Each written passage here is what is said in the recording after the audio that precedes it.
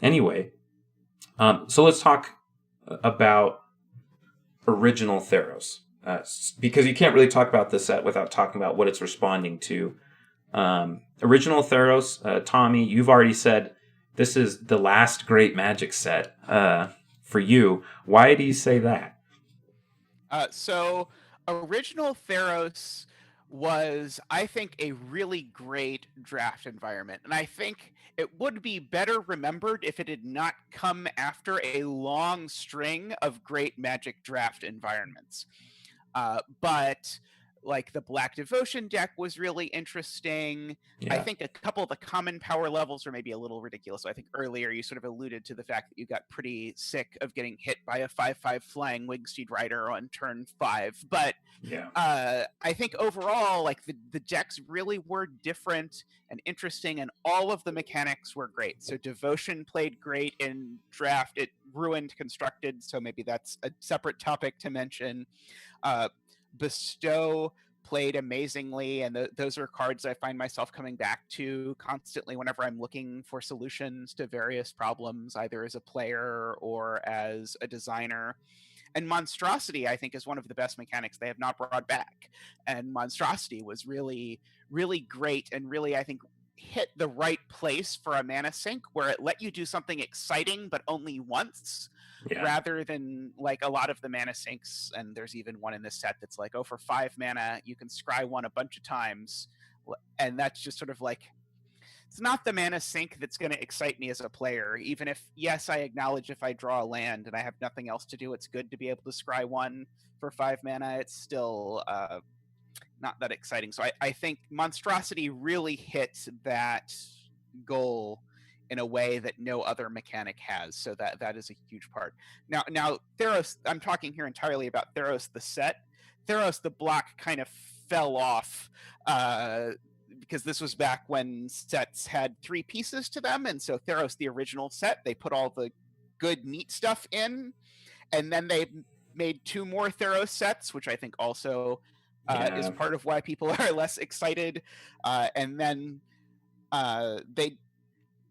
they convinced people kind of by accident that Theros was meant to be an enchantment set or enchantment block, and it was not an enchantment set or an enchantment block. It was a set with some enchantments as a way of sort of capturing part of the theme.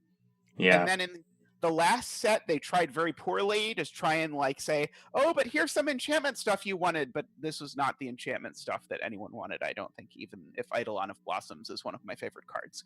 But I think it sort of fell off. And then Journey to Nyx itself was a set that just had a ton of individually cool stuff in it, but I don't know that it's a lot of people's favorite set in the same regard. Born of the Gods is my favorite failed set ever. Like, I love to study Born of the Gods, and like, wow, I can see why all of these decisions were made, and it's so interesting, and the whole thing just feels like a failure somehow.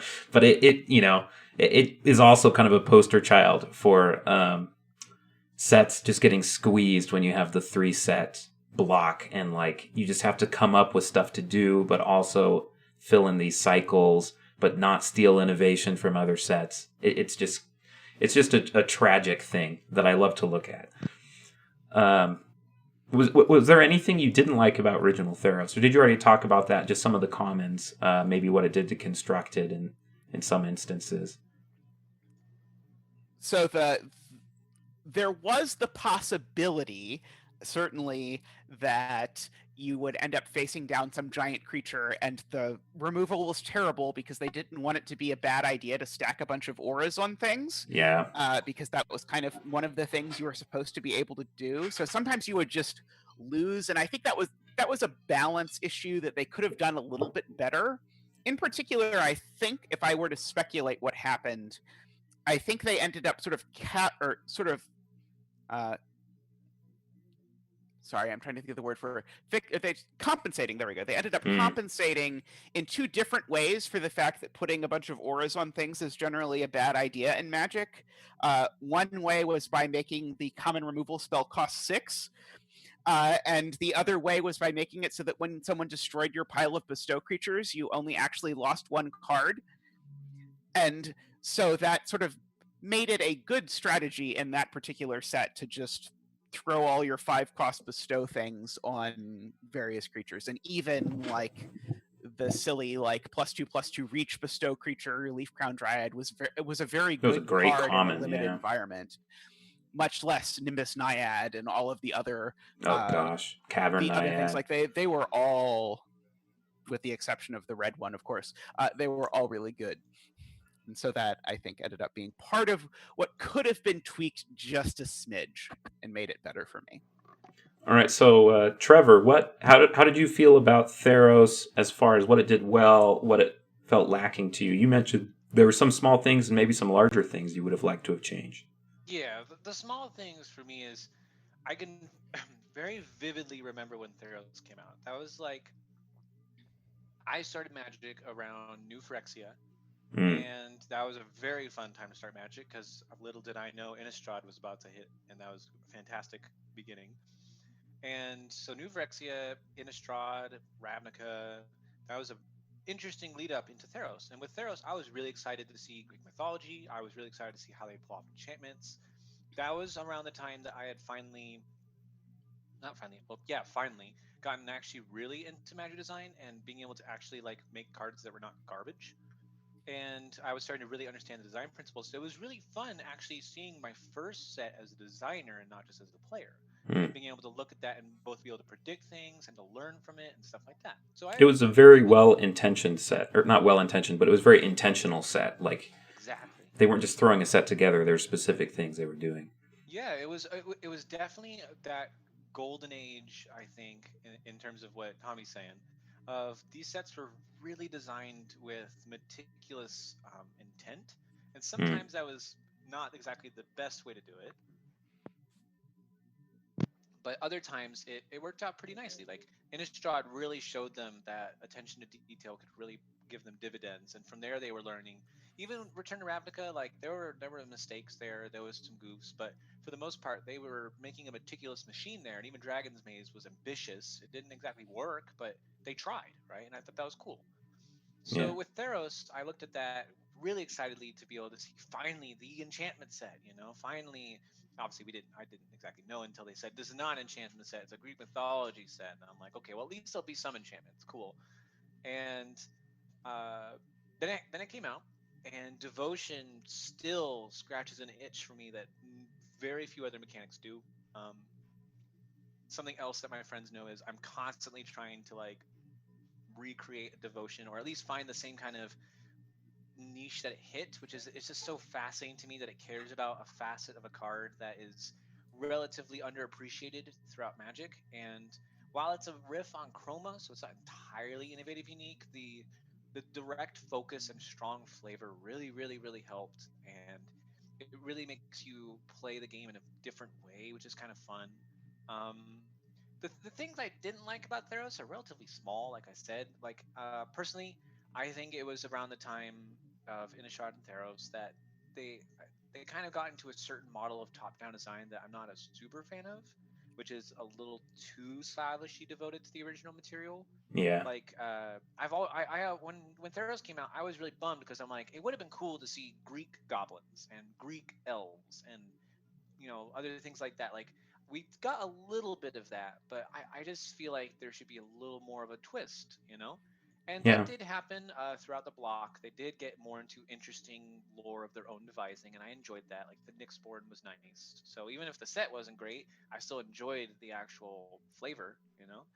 Yeah. And mechanically, Bestow was fascinating to me. It was one of the weirdest mechanics I'd ever seen, and it's still probably one of the weirder mechanics of Magic. It was very interesting and very difficult to evaluate on first blush. Heroic was really cool. I think that one is a relatively underappreciated mechanic, while it has its own play pattern problems and all these other weird things about it, and it really warps sets around it. It's just a cool mechanic, and it also is doing its own relatively unique thing. So right off the bat, we have 3 unique mechanics, and then you have Monstrosity, Yeah. 4 cool unique mechanics, because Monstrosity is also doing a new thing where monsters become monstrous, and that's really cool. And then lastly, like even before the Making Magic articles were coming out, it was really clear that they had a really interesting structure and division to the set, with the way that the mechanics were connecting to different parts of the world and really world building for you, and really strongly capturing the intended experience of achievement and grand journeys. And So I was a little disappointed by Theros originally. All you say is true. I was not a big fan of heroic, and the reason for that is I really dislike mechanics that kind of pull you out of the fantasy of the game and into the rules jargons, the rules jargon of the game. Like if you have a mechanic that cares about targeting, that just rubbed me the wrong way. The thing that I do like about heroic was it cared about something enchantments do. It was something intrinsic to what auras do that makes them unique from like artifacts or other types of permanents. One of the few permanents that target when you actually cast them. And that's not something you get in Theros Beyond Death, where you have caring about what enchantments do as opposed to just caring about having enchantments. And we'll get into that later. But yeah, any other thoughts about original Theros before we start talking more about Theros Beyond Death? So one thing I wanted to say is that the original Theros was sort of like right at the infancy of Commander or Elder Dragon Highlander, as it was called back then. But it's certainly one of the sets that people pull most from. There are tons of commanders from that set that are well used. Those gods are very popular and very exactly. splashy so and resonant. It seemed like it was a given that now that Commander actually exists and they're intentionally designing for it, that Theros Beyond Death was going to be like an even bigger smash hit for Commander. And I don't know if we'll get into this later, but no. It was a complete whiff for Commander, I think, as far as that, which surprised me given, again, how beloved the original Theros is by Commander players. I don't know enough about Commander to judge like the individual Commander designs against the original Theros ones, but it seems like the main offerings are going to be, again, the gods, but the gods are, in some ways, just rehashes of the originals. Like, they're different designs, but the things that make them exciting are identical, if that makes sense. I would agree with that. Yeah, they have like abilities that are things like there's the one that's a sulfuric vortex, and it's like if I'm designing this card for Commander, why am I giving Commander players a sulfuric vortex? It's just not what any Commander player wants or needs. Maybe someone in the comments will say that it's exactly the thing they want. And like I know someone who built a Commander deck around the sulfuric vortex Commander, but it's just it seemed to not understand that the gods were for Commander. Maybe they weren't designed for Commander this time. I don't know. It struck me as very strange, and is definitely something that, in retrospect, thinking about original Theros, was a big part of its continued success, I would say. And Trevor, any last thoughts about original Theros? I think that covers it pretty nicely. It was an interesting set, very much of its time in ways. Yeah, I was really excited to see where they would go in the return, because the world itself seemed to be going in a new direction. Like, I don't remember the exact story beat, but it was like Johnny was going around preaching against the gods and like smashing altars and stuff. And I was like, man, are they going to have like an atheist Theros where people don't believe in the gods anymore? And there's all kinds of crazy things that would happen to a world like that, you know? And I was thinking that Theros was going to not just be Greek mythology anymore, but really its own thing, because the world was changing and, you know, man's relationship to God was changing. But it seemed that this time that they definitely didn't go in that direction, but it also seemed like everything in Theros was exactly, on the world Theros, was exactly the same at the beginning of the story and at the end. Like, nothing really changed in between. Although, I guess, except Heliod is in the underworld now. Like this. Okay. So, one thing that is definitely worth talking about, coming out of Theros, where did we think Wizards would go in a return to Theros? What kind of direction would make sense. So, I will say first, without knowing anything about the subtitle of Theros, let's just say you told me you're returning to Theros, what do you do, right? Yeah. And then I'll talk about what does it mean when you add those subtitle Beyond Death, right? There were a couple really important plot points left behind after the end of original Theros. The world was pretty different, and there were some important characters and important situations. So, one, Ajani was actively spreading, as you were saying with about the atheist stuff, actively spreading disbelief in the gods. He was, disappointed by Heliod and how he treated Elspeth, and with the interactions with Crufix and all this, they were learning that the gods are a lot more than just deities that can rule over this world benevolently, right? And so Johnny was working with the already atheist Leonin and trying to spread that message that these are not gods you should choose to believe in, and that your belief has power over the gods and not the other way around necessarily. So that would have been really interesting to explore. And that would be the kind of thing that I'm not sure about what mechanically you would do to explore that, but I do think that would be very much, I would expect to return to devotion if that aspect is going to be explored. Yeah. The Nyxborn, really cool mechanic. Enchantment creatures are absolutely a home run and need to be done more often. So I would 100% expect enchantment creatures to come back. I would have thought that they would have returned to an aura feel as well. So I was expecting some feeling of auras, but more generally enchantments in general. I expected an enchantment mechanic. I did not expect constellation. I wouldn't have expected constellation. I just expected an enchantment mechanic of some kind. Mm-hmm. Probably I would have expected a relatively novel mechanic, something a little in the space more like bestow than like constellation, because to me, to make enchantments a good mechanic kind of implies you're going to have to explore some relatively innovative space to make it work. And then once you add the subtitle Beyond Death, that was important because Elspeth was left in the underworld. So at the very least, I would have expected them to address that. But knowing it's in the underworld, everything changes, right? Now I have all these different ideas whirling around. Like, well, auras, that's fantastic for the underworld because auras go to the graveyard alongside their creature. So your graveyard fills up twice when you lose that creature. Now, if there's something that cares about the graveyard, right, that would work well with that. I expected some graveyard mechanics. I expected a more tragic feel because we really got the sense of Greek heroism from the original Theros. I expected a sense of Greek tragedy. Mm. After Dominaria, I 100% expected sagas to return.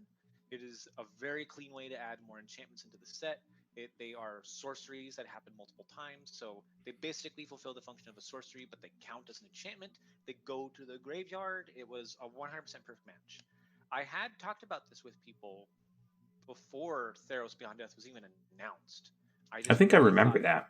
Yeah, because I really, really thought once I saw sagas, I was thinking sagas as a Greek tragedy set would be really, really cool, where we explore Elspeth's situation, we see it from a tragic perspective, and then she tries to escape or something's happening, and it follows the beat of a Greek tragedy instead of these Greek epics that the original was inspired by. So it's still Greek mythology, it's still rooted in all those things, but now we get to use radically different flavor and function and experience because now we're telling a very different kind of Greek story, and you get to have all the other stories like trying to remember some, but like Orpheus is a classic example, was a little touched upon in the first set with Rescue from the Underworld, but stuff like that, all these different veins of space that wouldn't have felt as fitting in the original Theros because they weren't stories of achievement and success and victory. Yeah, no, that makes sense. I like that that perspective. Tommy, what were you thinking that is the direction that Wizards was going to go? So I have to say, I think to answer that question in a slightly oblique way, the thing that surprised me most was how long they waited. Because WotC is not generally known for their patience with the story. There was the whole oh, Emrakul is missing. Where is Emrakul? Followed immediately by a set where there's these mysterious tentacle things going on Innistrad. Who knows what's going on? Yeah. Whereas this, they really wait. I mean, it's been almost 10 years. It's not quite 10 years, but it's been a long time because, again, they really leaned into the fact that, okay, Elspeth is dead, but she's going to come back. I don't think it was remotely a secret that Elspeth was going to escape the underworld, and they waited a while, and I guess the longer they waited, the more I sort of expected it to be a more impactful thing than I ended up feeling it was. Maybe I'm just like so detached now from the magic story that it was way more impactful than it felt to me, but it definitely did not feel to me like, oh, Elspeth is everywhere and this is now like the age of Elspeth or whatever, and that the way that we've had like a year of Chandra and a year or decade of Jace or whatever, I didn't feel like that was really centrally about Elspeth in the way I would have expected. I didn't feel like a journey of Elspeth. I just felt like there was one card that told me what happened. It's called Elspeth Conquers Death. And and it was like one of the first spoilers. I was like, oh, okay. So, okay. There's the story. It's kind of like, imagine the card was just called Elspeth Beyond Death. And it's like, cool, title drop, awesome. You know, it's like very, very much a blunt force instrument of delivery there. Yeah. The story in general was really weird with this set, of course, and that's even issues outside of design set entirely. But like, that's fair. It really made it difficult, and I think that this is a fair thing to say, which is you can't. I actually had a really interesting conversation with my fiance about this. She doesn't play Magic. She very pointedly avoids it. And when I was telling her about the new Magic set, the flavor of it and all, you know, she was intrigued, but she's like, well, how can I really appreciate any of that on the cards? Because you can't tell a story through cards, right? And that's always the problem. Always the problem. And I told her that. I said straight up, like, yes, you've hit it. Like, that is the issue that these people face when they're designing these sets. Like, you're trying to capture a story through cards, and that's really difficult. I think a part of the reason that the golden ages of design have worked so well is because with Innistrad and with Theros, there was a story. One, they told the story through 3 arcs of sets instead of within a set. That way you actually do get a chronological feel. And 2, they focused much more on the worlds and how they change rather than individual characters. So that way, when you see this 3-set block of Theros, there's a bunch of people from space, and then you're going into space to kill gods. You know, like, it was very clearly a narrative arc of what's happening to the world. Well, it's doing things. Suddenly there's a war against all these things from space, and then suddenly you're going into space, right? So that kind of progression of what's going on in the world was easier to convey. Now you have a single set, so you can convey the world just fine with that. Magic is fantastic at world building because of that, but the actual story is really, really hard to convey through cards because you can't guarantee that people are reading the cards in the right order, and you can't guarantee that they get certain cards at all. And so it just comes out this really weird mess. Well, one thing that they can do is really hit a specific tone or a specific resonant narrative. So like with Theros design, Mark Rosewater's like, okay, I have to do top-down Greek mythology and enchantments. Like, the way he writes it in the articles, it sounds like they just gave him those 2 things and they're like, do a mashup. I don't know. And he's like, okay, well, enchantments, that's probably influence of the gods. What is Greek mythology about? It's about heroes, influence of the gods, defeating monsters. And so he came up with this gods, heroes, and monsters design guide. And all the mechanics we talked about with heroic, with bestow, with devotion, monstrosity, they all hit that. And even if you don't know the story at all, in the gameplay, you get heroes using the influence of gods to defeat monsters. And so you can do an underworld Theros set with the resonance of this is the Greek underworld, and you have to find a way to escape.